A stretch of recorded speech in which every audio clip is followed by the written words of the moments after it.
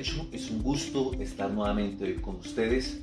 Hoy vengo a tratar el tema que es muy importante y debemos aprenderlo a manejar, que es el proceso ejecutivo por obligación de dar, de hacer, no hacer, y el proceso ejecutivo por obligación de suscribir documentos. Vamos a entrar en materia. Recordemos, amigos de Práctica del Derecho, que siempre que hablemos de un proceso ejecutivo, sea de naturaleza de cobrar sumas de dinero, obligación de hacer o no hacer, debe existir un documento que plasme obligaciones claras, expresas y exigibles. De allí es donde surge la naturaleza propia de las obligaciones. Entonces, siempre que vamos a hablar de un proceso ejecutivo por obligación de lo que sea, de pagar sumas de dinero, siempre hablemos que debemos tener un documento en el cual se plasmen esas obligaciones y que ese va a ser el título con el cual voy a demandar. Entonces, dejamos por sentado esa situación. Ahora bien, nuestro Código General del Proceso establece que se pueden demandar las obligaciones claras, expresas y exigibles que provengan de su deudor o de su causante, ¿sí? Razón de ello, si observamos la norma propiamente, nos habla de que se puede demandar ejecutivamente cualquier documento, es decir, que no siempre vamos a estar sometidos a un título valor o a un título ejecutivo, como un acta de conciliación o un cheque o un pagaré. No, hay documentos privados que también por su contenido conllevan a que se generen obligaciones de dar, de hacer, de no ser, ¿sí? O de entregar algo. Entonces, esos documentos, como observamos, si observamos, amigos de Práctica del Derecho, observemos cómo en el contrato de compraventa del vehículo se genera la obligación de suscribir un documento o de entregar un vehículo. Y esto no es un acta de conciliación, es un documento privado que genera obligaciones entre los contratantes. Razón de ello, nuestro Código General del Proceso amplía ese margen en el sentido de indicar que cualquier documento, es decir, que un documento que lleve obligaciones claras, expresas, exigibles, puede ser demandado ejecutivamente. Ahora bien, que hay que mirar es el contenido del documento, que se haya dejado muy bien las fechas establecidas, que haya dejado muy bien la entrega, de qué modo, de la cosa que sea tangible, de la obligación que se genera dentro de ese contrato, para que la obligación cumpla los requisitos de ser claro, de ser expreso y de ser exigible. Ojo, amigos de Práctica del Derecho, la confesión que se realiza dentro de un trámite, de un proceso, no constituye título ejecutivo en contra de quien da esa confesión.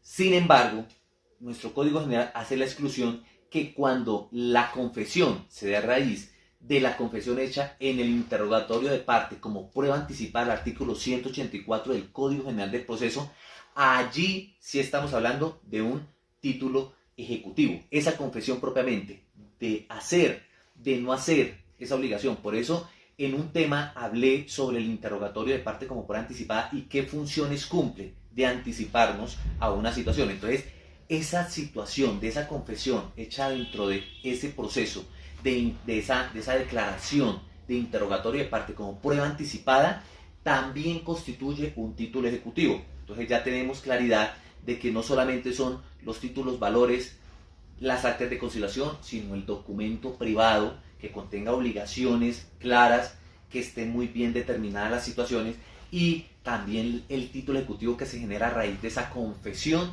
que realiza esa parte citada a ese interrogatorio. Tema este que ya hablé dentro de uno de mis videos. Amigos de Práctica del Derecho, el acreedor no debe notificar sobre la mora a su deudor, ¿sí? De esa creencia. No es necesario, son varias las consultas que hacen en el sentido de, pero tengo que mandarle un requerimiento donde le digo que ya está en mora de darme esta suma de dinero, de darme este bien, de entregármelo. No, la notificación del mandamiento de pago cumple ese requisito. Por lo tanto, en los procesos ejecutivos, bien sea obligación de hacer, no hacer, de suscribir documento, no requiere, amigos de Práctica del Derecho, no requiere de la notificación de de esa obligación que tiene esa otra persona con respecto al acreedor. Entonces, para que también quede claro ese aspecto. Entonces, amigos de Práctica del Derecho, cuando la obligación es de dar o hacer, ¿qué debe llevar nuestra pretensión? Primero, pues que efectivamente se cumpla con la entrega de esa cosa mueble que ha sido determinada de género que usted me debía entregar. Esa es la pretensión principal, ¿sí? La pretensión que se pide es eso, se ordene la entrega de ese bien. Segundo, se puede realizar pedir perjuicios.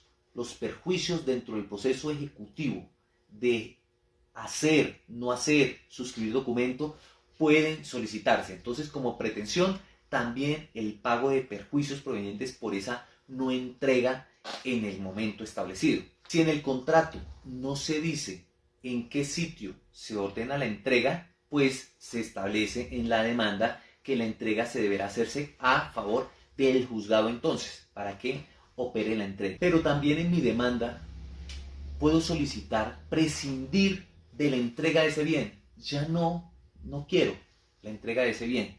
Entonces lo que solicito, ¿sí?, es la compensación del valor de ese bien o de esa obligación que tiene esa persona, ¿sí?, junto con los perjuicios moratorios a que haya lugar. Entonces también, amigos de Práctica del Derecho, podemos pedir y prescindir de que yo ya no es mi interés recibir este bien, porque este bien un año y ya perdió su valor. Entonces puedo prescindir de ello y solicitar más bien, en vez de la entrega, el valor del bien y sus intereses en que se debía entregar la cosa. Todo esto se aplica, amigos de Práctica del Derecho, para la obligación de dar y la de hacer, hasta el momento. Ahí. Desde el momento en que se presenta la demanda, el demandante puede pedir el pago de perjuicios provenientes de la no entrega del bien, ¿sí?, o que se hizo el hecho, pero se hizo mal, o no se cumplió con ese hecho. Entonces se puede, desde el comienzo de la presentación de la demanda, pedir este tipo de perjuicios. Este tipo de perjuicios se establece bajo la figura del juramento estimatorio. Debemos determinar cuál es el monto de nuestros perjuicios a través del juramento estimatorio. Pero también el demandante puede solicitar que se siga la ejecución por los perjuicios compensatorios en caso de que el demandado no cumpla la obligación principal dentro del término establecido por el juez. Esto se pide como una pretensión subsidiaria. Ya vamos con el ejemplo. Es importante, amigos de Práctica del Derecho, que en este tipo de obligaciones, cuando vayamos a pedir perjuicios o compensaciones, lo hagamos como una pretensión principal y una subsidiaria. Principal, entonces, que se entregue la cosa que me tiene que entregar, o el bien que me tiene que entregar. Segundo, por los perjuicios que se genera, ¿sí?, por la no entrega. Pretensión principal. Y como pretensión subsidiaria, coloco pretensión subsidiaria, perjuicio compensatorio, que se me entregue el valor determinado del bien, y por los intereses moratorios causados a partir de la fecha de la entrega. ¿Por qué se debe hacer, amigos de Práctica del Derecho, pretensión principal y pretensión subsidiaria? Se debe hacer porque en caso de que si yo solamente coloco la pretensión principal, que se haga la entrega y que se paguen los perjuicios, y la persona no cumple con esa obligación determinada dentro del mandamiento de pago, el proceso lo termina.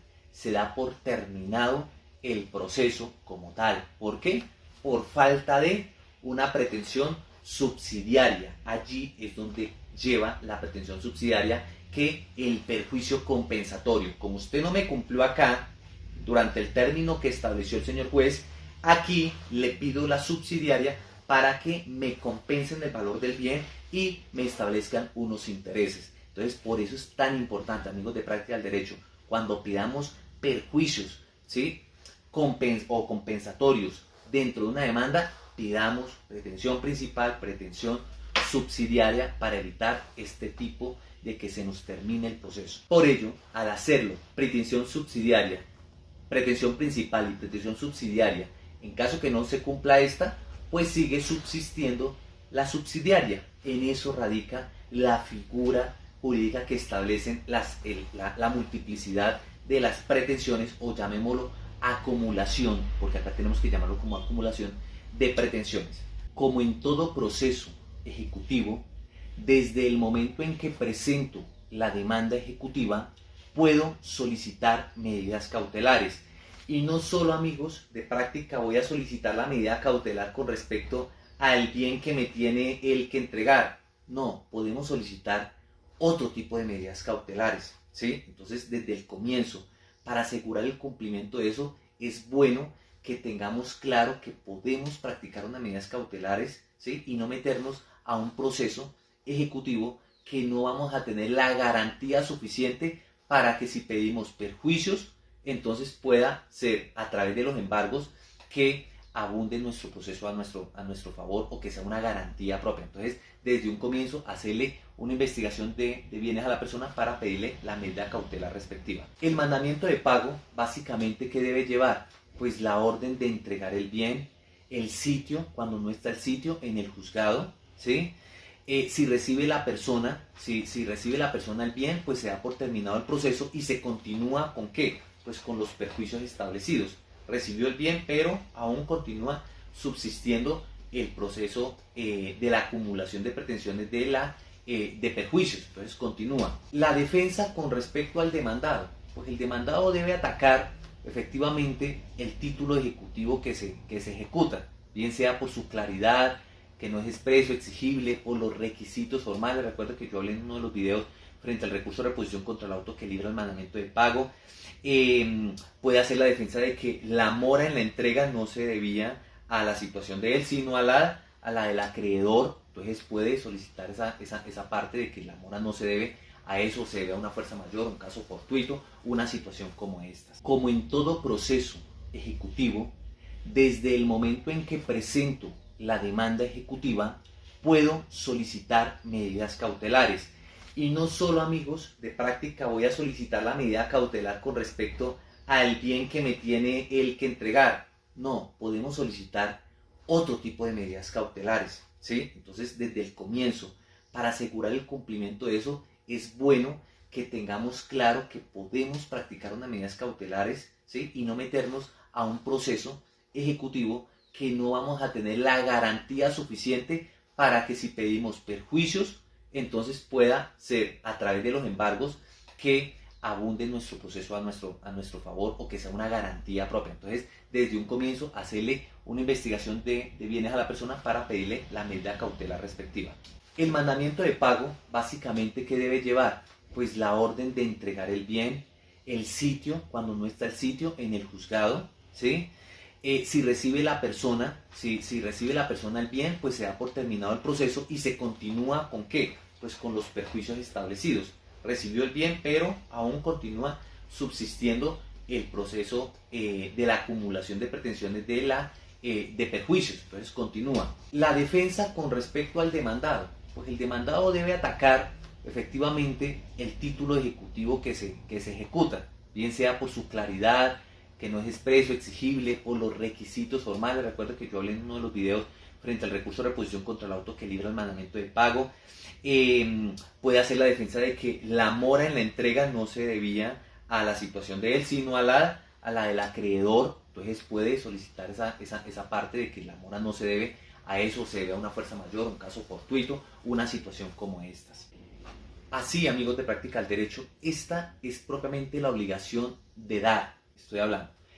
Voy a ampliar otro video para no extenderme en cada uno de ellos, para hablar sobre la obligación de hacer. Que estaba hablando de la obligación de dar, que no es la de entregar sumas de dinero, sino la de entregar bienes, cosas muebles, ¿sí? Fungibles, que pueden ser solicitadas para que en caso de incumplimiento en la no entrega de un automotor, pues se cumpla por lo menos con entrega. Ya la suscripción de documentos lo vamos a ver en otro tema. Esta es básicamente la obligación ejecutiva por la obligación de dar. Recuerden que esto puede contenerse en un documento privado, pero se debe mirar muy bien que el clausulado como tal estén plenamente determinados para que los jueces vean que es efectivamente claro expreso y exigible. No es un documento simple donde digas que me quedo comprometido en entregarle. No, deben llevar unos requisitos. Entonces es muy indispensable que para yo poder generar que un ejecutivo que me entreguen esa cosa, debo establecer muy bien que ese contrato cumple con requisitos de claridad, expreso y exigible. Amigos de práctica, eso es básicamente el ejecutivo por obligación de dar. Recuerden que podemos practicar las medidas cautelares desde el comienzo si se trata de un bien, digámoslo, una lavadora, ¿sí? Digámoslo así. Recordemos que yo puedo operar el embargo y secuestro de ese bien, ¿sí? Independientemente del tipo de bien que sea,